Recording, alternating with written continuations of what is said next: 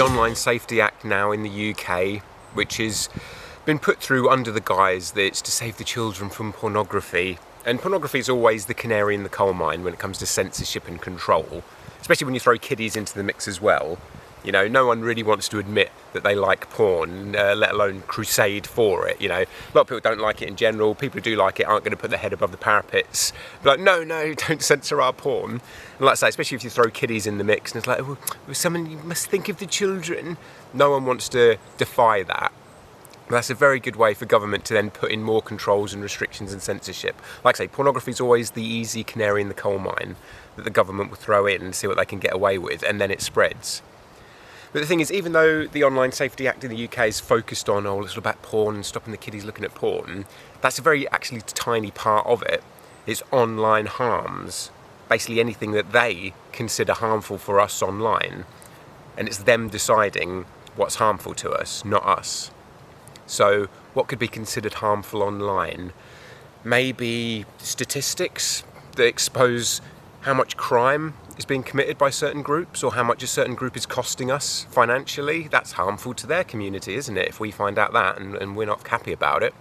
So things like that. I mean, literally anything, if they want to twist it that way, they can censor to stop us getting access to. And the government have wanted to do this for years in the UK. They do not like the internet because it means that we have more freedom of information. And yeah, there's a lot of bullshit online. There's a lot of fake news online and misinformation. But that's the price of free speech, is that you have to actually research it.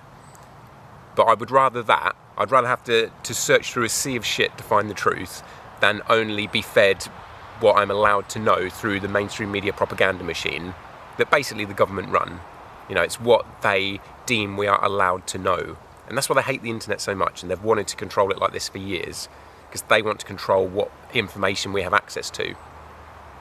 When we've seen the results of this lately, there are more and more protests now against illegal immigrants staying in the UK, being housed for free in hotels, because people are seeing that they're actually having access to information, and hardly any of this is in mainstream media news. The crimes that are committed by them, the financial cost, the environmental cost. But people are finding out. In a city near me, probably the closest city to me, they've got a hotel full of illegal immigrants, and they've already raped two women, two of these illegals, barely in the country a week or two. Because they don't come here to integrate, they come here for the freebies, and when they enter the country illegally, and they're not only not arrested for it and punished for it, but they're actually rewarded by our government and helped, they're not going to then abide by all our other laws. They've broken a very serious law by entering the country illegally. They're not going to then be like, we'll abide by all your other laws. No, because we've taught them that they can do what the fuck they like and get away with it. So of course they're not going to come over here and integrate with us. Of course they're going to come over and just rape and pillage and do what the fuck they like. But yeah, we've got more and more protests across the country against that, because there's been a lot of rapes, a lot of them hanging around schools and trying it on with underage girls and that. And if it wasn't for online information that we were able to get access to, we wouldn't know most of this is going on, because the mainstream media do not report it to us. They don't let us know the statistics on this sort of thing. Never mind, like I say, the financial cost. You know, the government said there's £1 billion black hole in our economy, and yet we're pissing away millions upon millions upon millions every year on people who come here illegally, break the law to get in the country, haven't paid a penny into the system, and then sponge off of us. They're just a bunch of leeches. I mean, that's even if anyone who's saying, it's just racism, blah, blah, blah. Well, okay, put race aside. Financially, this is nonsensical. Financially, this is absurd that we're paying out millions and millions and millions of pounds to people who haven't paid into the system and who have come here illegally. One of the ironies with this Online Safety Act is that the government are pretending that they're concerned about the safety of the children online, and yet actual grooming gangs, who are massive grooming gangs across the UK, abusing hundreds and hundreds of children, that was all swept aside. The government didn't want to touch it, they didn't want it publicised, the media didn't want to touch it or publicise it, the police didn't want to touch it, local councils didn't want to touch it. They brushed it all under the carpet. They didn't care that hundreds and hundreds of children, maybe even thousands, were being abused. All they cared about was, we don't want to cause tensions with a certain community, we don't want to offend a certain community, heaven forbid. And yet they now claim they're so concerned about the children that we need to put all these restrictions online. Fuck off. And probably the biggest irony of the whole Online Harms Act is that if you want to look at porn now, you've got to provide identification online. If you want to enter the country illegally, you don't need ID for that. Come on in. Here's £70 a week, here's free accommodation, here's free taxi service, here's a £200 phone, here's free food for every single meal you have. How does that make sense? At the same time that Starmer wants to crack down on freedom of speech online, he's also been saying that he wants Britain to lead the world in AI. So we can have less real people being able to communicate online, but we can have more AI bullshit. I fucking hate AI. I hate it. It's infested YouTube. People making ugly AI thumbnails, AI narration, AI scripts. I'm quite sensitive to it. I can usually pinpoint pretty quickly what's AI. I've always been quite sensitive to that kind of fakery. I just hate it. But Starmer wants more of that. We can have as much AI bullshit as we like, fake nonsense, but we don't want actual people communicating online freely. I can't hate Starmer enough. It's absolute pleb. Talks absolute bollocks. I don't think he's said a single thing that I have agreed with or thought is good for us. And that's the problem with this Online Safety Act going through, is that these things never get reversed. Like, nothing in the UK gets better. Every single decision the government makes things worse and worse and worse. And so now it's through. There's a petition that you can sign, and I think it's got over 300,000 or more signatures at this point. They won't make a blind bit of difference. These petitions never do. It just makes us feel like we can make a difference. But these petitions, I don't think have ever actually changed anything. As soon as the government make decisions like this, it's irreversible. It will never change, even if Conservatives get back in. Which, by the way, I don't like. You know, some people, when I start criticising Labour, they'll be like, no, well, Conservatives actually did this, don't know. Well, fuck off, I don't like Conservatives either, you simple-minded fool. Like, just because I don't like Labour doesn't mean that I like Conservatives. Like, and it's that kind of simplistic two-party system mentality that's got us into this mess. Like, people are, oh, if Labour are bad, then Conservatives must be good, or vice versa. Like, no. They're both fucking useless. But speaking of the protests, which are full of just normal people who are fed up with a bunch of freeloaders coming in, costing us millions, and then strutting around like they own the place, trying it on with little girls, raping women, raping men even. There have been 2 reports in the last week of men being raped as well by these people.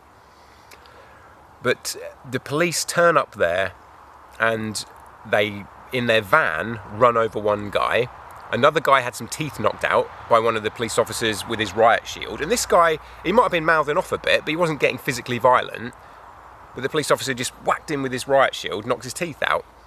Like, you compare that to how they deal with rioters during BLM, all these idiots who glue themselves in the road pretending that they want to save the environment for attention.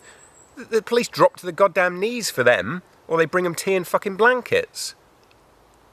Like, it's so blatantly obvious where the police's loyalties lay. And I can't say this enough. The police do not care about us. They are not there to protect us. They are government enforcers. They are there to do the government's will. They are there, they will push the narrative the government wants pushing. So if you've got protesters that are protesting in a way that the government don't mind, they'll treat them gingerly. If you've got British people who are actually protesting for good goddamn reason, but the government don't like it, the police will go there heavy-handed with riot gear. They also ship in pro-illegal immigration protesters, who I think personally are paid to be there. I think they're a paid propaganda piece, because it's not good if the media go to one of these protests and it's all quite peaceful and everyone is anti-immigration. So I think they need to ship in these pro-illegal immigration protesters. So when the media turn up, they can say, oh, look, there are loads of people actually who really support illegal immigration, honest. And also these pro-illegal immigration protesters tend to be the ones that start trouble, that try and start fights. And then, once again, the mainstream media can be like, oh, look at these far-right thugs who are protesting against immigration. They're just thugs. They're just mindless thugs. So I honestly believe all these pro-immigration protesters are just paid. So there's a good photo op for the media so that it doesn't show that the vast majority of people are fed up with illegal immigration in this country, and that they are just nice, normal people, not far-right, bigoted, fascist, Nazi bullies and thugs.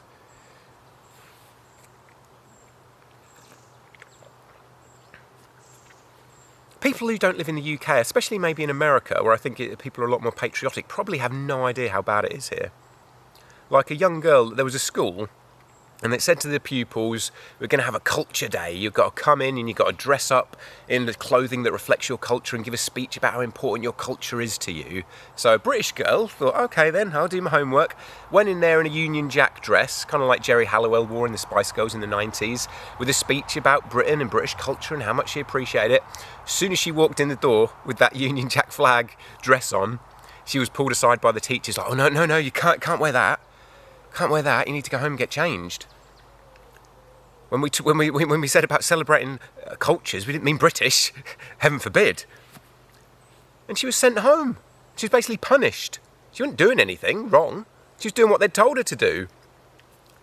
But what they always mean when they say celebrating culture, it's like any culture but ours. It's this constant demoralisation that we get. Like, I don't watch mainstream news, I don't watch mainstream media, but I get snippets of it when I'm around other people's houses, with my parents or whatever.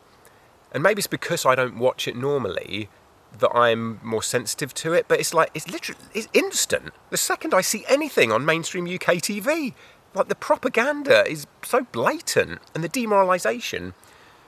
Even in the sunny weather, they were telling, cause my mum, she just sits there staring at the idiot box. She absorbs all this shit, that her and dad don't use the internet or anything.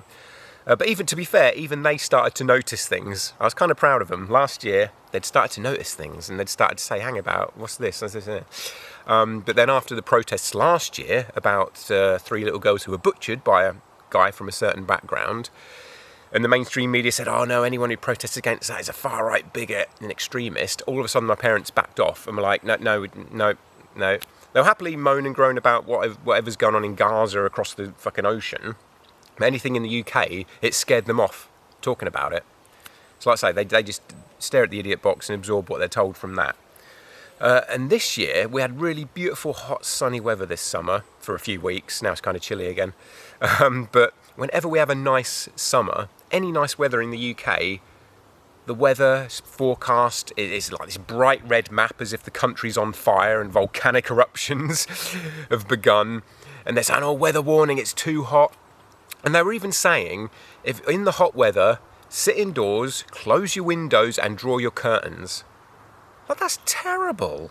I know being directly out in the sun's not wise because of skin cancer, but you need vitamin D, and just generally for your mental health, you need sunlight. Sunlight's good for you. You don't have to sit directly in it burning, but you take in some sunlight for Christ's sake. Don't sit there in the dark. But my mum did. She had the windows closed, there's no fresh air coming in, the curtains drawn, so she's sitting there in the fucking dark, just staring at the idiot box on a beautiful summer's day, rather than going out and enjoying it.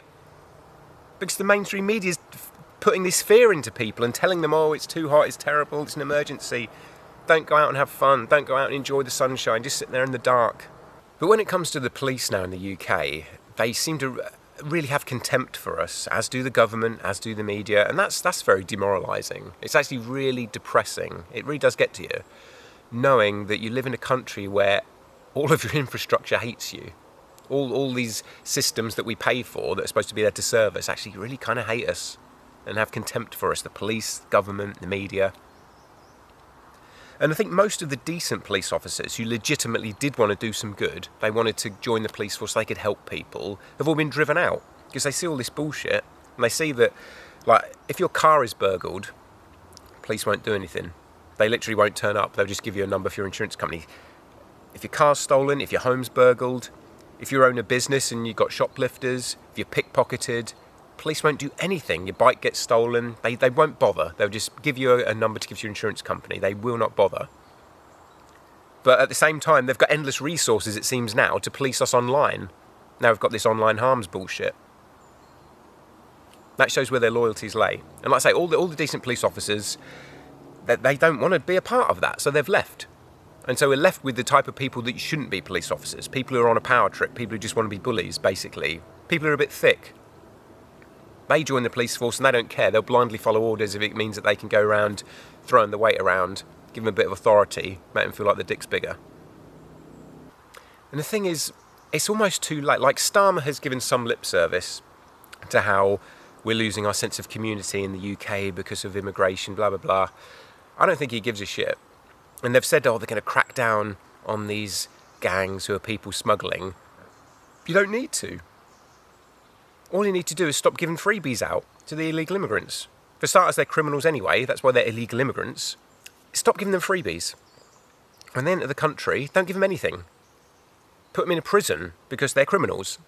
So they should go straight to a prison. They know they're going to go to a prison, and even if they're not put in prison, they're not going to be given anything for free. That would pretty much stop it overnight. But the government don't want to stop it. But they need to look like they're trying to. So, we'll put sanctions on the people smugglers. The people smugglers don't give a shit about sanctions, you idiot. They're criminals. Stop handing out freebies to them. And I think part of the reason why Starmer has started to vaguely admit that maybe we've got a bit of a problem isn't at all because he cares. It's because, one, he knows that we're all noticing and getting fed up with it, so he's trying to placate us, basically. But also, I think that they know, and the mainstream media, because the mainstream media have started to report on it a bit more, but I think they all know that it's too late anyway. So it's kind of safe for them to talk about it now. It's safe for them to admit, oh yeah, maybe we do have a bit of a problem with too many people flooding into the country and leeching off the system. Because they know it's too late.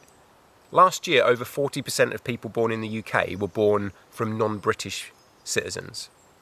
Over 40% born from non-British citizens. With those sort of demographics, it's too late.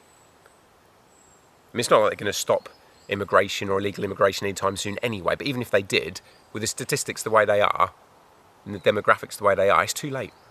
Things are going to dramatically change in Britain in the next 20 years. If I could, I'd get out now. If I had the resources, I'd love to move abroad. Because I hate living in the UK now, really. The only good thing about it is getting out here, places like this, away from it all. Away from all the stupid bullshit of society. But as I said, our government hate us, our police hate us, our media hate us. Every decision they make makes things worse for us. It's just shit. Constant demoralization. Even little things, and this might sound silly, this might sound like a bit of a jump from one to the other here, but it's like, we don't really have Happy Meals in the UK anymore. Like, they do the Happy Meal, but when I was a kid, the exciting thing about Happy Meal was the toy. Like, the food was nice enough, yeah, whatever, but it's the toy that got me excited. The toy from the new movie that's out. Kids aren't allowed it in the UK anymore. Literally, Happy Meals are not allowed to have toys in, unless it's like a cardboard cutout, or some cheap bit of fabric. They don't do proper plastic toys anymore, under the guise that, it's for the environment. But it's blatantly, just because McDonald's want to save money. But it's like, little Timmy isn't allowed a Happy Meal anymore. Timmy's dad can't go home and knock one out over some porn anymore. Like, fun is not allowed. We have outlawed fun in the UK, like, on every level now. Now, I mentioned that a certain group of people, who won't be named, are committing a lot of crimes in the UK, a lot of sexual crimes. But, to be fair, British people have gone to other countries and done horrible things as well like that. I mean, just in the news this week, there was a story in Croatia of some poor woman who was gang raped by 3 British men. Now, I had to write these guys' names down. I'm terrible at British names, for some reason I have a real trouble pronouncing. But these 3 British men that reported in the paper of gang raping this woman were Ami Arifi, Gezhim Zahafa, and Soquib Shakibi. Well, I know I've covered a lot of things here. I've kind of been a bit here, there and everywhere with different topics, which I probably could have made separate videos on, but I feel like it's all connected. Like, almost everything that's going wrong in the UK is kind of interconnected. So it's hard to really talk about one topic or one instance, one example of something that's happening without it connecting to something that happened here and connecting to a decision that was made here and a problem here. It's all interconnected.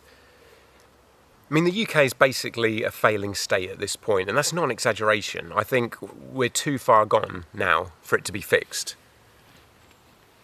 I mean, most councils in the UK now are in debt up to their eyeballs that they're never going to get out of because they have no plan of how to get out of it. And they're shipping in more and more freeloaders all across the country who are leeching off of us. So these councils are never going to get out of debt. We're in a really low trust society now because crime has become rampant, because we've shipped in more and more criminals who have lower and lower standards than us. Wages are going down because we've shipped in a surplus of workers, which is why the rich are so for all this endless immigration from the third world. because they like having a surplus of workers, so they can keep wages low, they can keep working conditions low. Like, there was a job in the place where I'm working at the minute. I do a couple of nights a week for some extra cash, and it was like a pretty basic job. Any idiot could come in and do it. It's nothing glamorous, pay isn't great or anything, and yet over 100 people applied to it. This very, very simple job. We get fed this bullshit that, we need more workers, there aren't enough workers. I think that's outright lies. I've always thought that was bullshit anyway, because the more people you ship in, the more services are needed to cater to them. So you then need more workers to fill those service roles to cater to all the extra people who have come in. So then there's the argument, we need more workers now, so then we have more services needed for all the extra people who've moved in, so we get more workers in. Endless spiral. So I've always thought that was crap excuse anyway for endless immigration, but I don't even think that's true. I don't think that we do need more workers. There are lots of jobs out there, and there are hundreds of people applying just for one position. And I've known other people who've got quite good qualifications now who can't get work. From my experience, from what I've seen with other people, and even when I've been looking for work and that, there is not a shortage of workers. There's a surplus of workers, but that's what business is like. But that's ultimately eventually going to cause more problems with the economy as well, when you've got more people than jobs. So you've got more and more people sponging off the system. Crime rates are so high now, and the police, I listed off a load of crimes earlier where the police won't turn up, they won't do anything. So those crimes have basically been decriminalised. If the police aren't going to turn up and do anything, then you can barely consider them crimes anymore. It's just allowed. Like, standards have gone downhill. You go to a lot of towns in the UK now, like average-sized towns, and they're utter shitholes. Like, half the businesses are closed down and are just empty, abandoned buildings. There's filth everywhere. People shitting in the streets even. Certain types of people from a certain background. Won't say who. There's a saying, you import the third world, you become the third world. And we're seeing evidence of that all over the UK now. And like I said about the demographic change as well. Like, the UK is going to be very different in a couple of decades' time. Not going to be a nice place to live. It's barely a nice place to live now, let alone in a couple of decades. It doesn't seem like we can vote our way out of it. Maybe reform. I wouldn't hedge my bets on them, but I'd rather take my chances with an unknown than carry on with Labour Conservatives. We know that's not going to make any difference. So it'd be foolish to keep voting Labour and Conservatives. What's the point? We know that they're not going to make anything better. We've had literally decades at this point of experience of that. So don't vote them in again thinking, it'll be different this time, because it fucking won't. They're like abusive partners. The more you let them get away with, the more they're going to push it. And if you keep taking them back because they say, love, I've changed, I'm going to be better this time, more fool you. So I'd rather take my chances with an unknown, with reform. Even though, like I say, I don't know if they'll really come through the way they say they will. But even then, that's like 3 or 4 years' time. And another thing Labour have done is lower the age of voting to 16. And this is a blatant attempt to stay in power, because they know that 16-year-olds who would be 13 years old now. So we've got kids who are 13 now will be able to vote in the next election. Like, kids are a lot more susceptible to propaganda than adults are. Especially like adults, when you get to 30, 40, I think in particular, like, you've got enough experience of different governments to know what's going on. You know the score at that point. Like, when you're in your early 20s even, and you haven't really lived through a previous government, or if you were alive, you're too young to really pay attention to it at all, you can be hoodwinked. But once you get to 30 plus, you've lived through various different governments, you know the score. So it's harder to be fooled. But 13-year-olds, you can fill their heads with propaganda. So I think that's blatantly why Starmer's lowered the age of voting now in the UK, in the hopes that he can get all these dumb teenagers. No offence, I was a dumb teenager too, we all were. We're all fucking stupid when we're teenagers, right? But Starmer thinks that he, through media propaganda machine, can brainwash these 13-year-olds into voting for him next time. Hopefully it will backfire, because it does seem like more and more younger people are actually kind of realising, wow, things are really shit, and our future is not looking bright. And a lot of the demoralisation propaganda, I think, actually kind of backfires, because there's only so many times you can tell people how shit they are before they're going to get sick of it. There was another school in the UK who said that Ellen Page is the beacon of masculinity that young boys should aspire for. I mean, come on. Even dumb kids, dumb teenagers, are not going to go along with that shit. How many young boys are going to be like, oh yeah, I want to be like Ellen Page when I grow up. I want to be a masculine man like Ellen. But fuck, nonsense. And this is what schools are teaching us. If I ever have kids, I'm homeschooling them. Fuck that. Schools are just as bad as the media. They've been infiltrated by all this nonsense now. And it's just a lot of people, like virtue signallers. I've had experience with people who are virtue signallers, and they've got an ego on them. They love to be able to be the morally superior, and a lot of them are actually quite toxic people once you get to know them. They're actually kind of unpleasant. But an element of them is ego, so you can manipulate people into pushing whatever propaganda you want if you make them feel like they're special and important by doing so. Jobsworth types, you know the types. The type of people who loved lockdown, who were working in stores during lockdown and loved being able to bark out these arbitrary rules at people that made no sense. But virtue signals are kind of like that. And I think you've probably got quite a few of them in schools. I think being a teacher, much like being a police officer, can attract the wrong type of person who just wants authority. And so anything that makes them feel like they're morally superior and virtuous, they'll parrot it out without thinking about it. And I think that's part of the reason why schools are now just indoctrination centres. I mean, they always kind of were, really. But now it's, as with everything, it's gone into overdrive, like as in the media. So they're feeding kids this nonsense. And I feel like this is kind of demoralisation as well. If you're constantly badgering young boys, because young boys, they want to go out and play fight. They want to shoot toy guns. They want to have action figures and bash them together and just be boys and be action, you know, get some action and adventure in. Even if it's only imaginary action and adventure. If you deny them that and say, no, you need to be like Ellen Page, you're probably going to fuck them up more than anything else. I don't think they're going to grow up to be well-rounded men.